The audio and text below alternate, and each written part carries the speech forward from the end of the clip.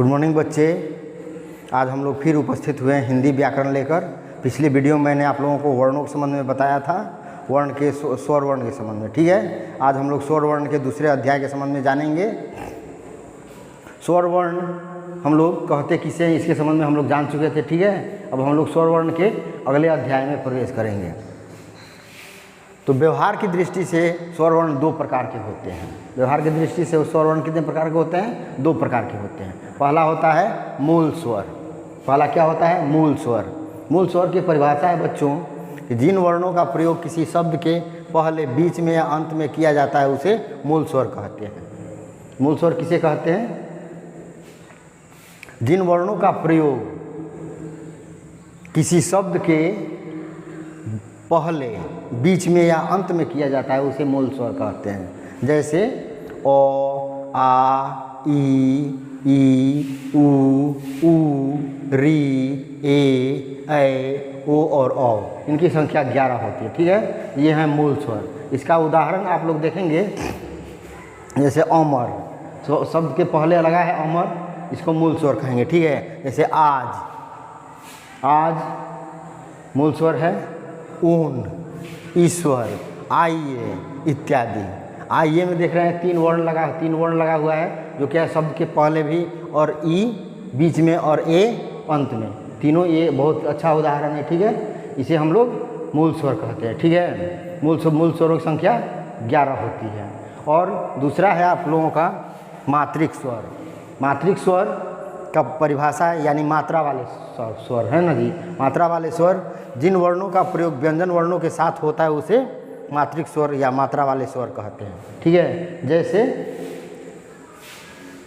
अ तो सभी वर्णों के अंत में लगा हुआ होता है, इसीलिए उसके मात्रा के रूप में गिनती नहीं होती है। लेकिन आ एक मात्रा है जिसको हम लोग इस तरह लिखते हैं। ठीक है, और छोटी ई के ह्रस्व ई कहते हैं। ठीक है, ह्रस्व ई, दीर्घ ई, ह्रस्व उ, दीर्घ उ, री, ए, ओ और औ। इसके उदाहरण है, शब्दों में उदाहरण हम लोग देखेंगे। जैसे मामा, आकार का उच्चारण है, आकार का मात्रा लगा हुआ है मामा में। मामा, काका, दादा, नाना, फुआ, बहुत सारे शब्द हैं जिसमें हम लोग आकार की मात्रा लगाते हैं। ठीक है, जैसे किताब में क, हर्ष ई, की और ता और ब, किताब है ना जी।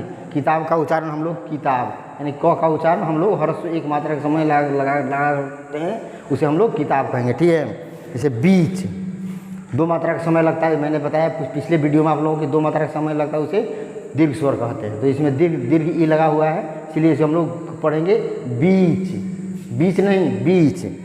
कुमार, ह्रस्व उ है कुमार। सूरज, सौ का उच्चारण 2 मात्रा का समय लगा करेंगे, सूरज। जैसे केला, करेला, और भी है, और 2 वर्ण हैं जिसका उदाहरण मैंने नहीं दिया। ठीक है, आप लोग देखेंगे।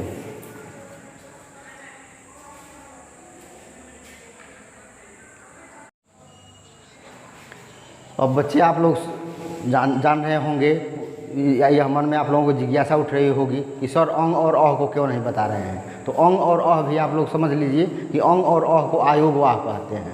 आयोगवाह का परिभाषा होता है कि जो योग न होने पर भी साथ रहता है उसे आयोगवाह कहते हैं, है ना। तो आयोगवाह जैसे कि अंग है, अंग अ के पहले, अंग के पहले क्या है जी, अ लगा हुआ है, और बीच में ऊपर क्या है जी, बिंदु दिया हुआ है ना जी। जैसे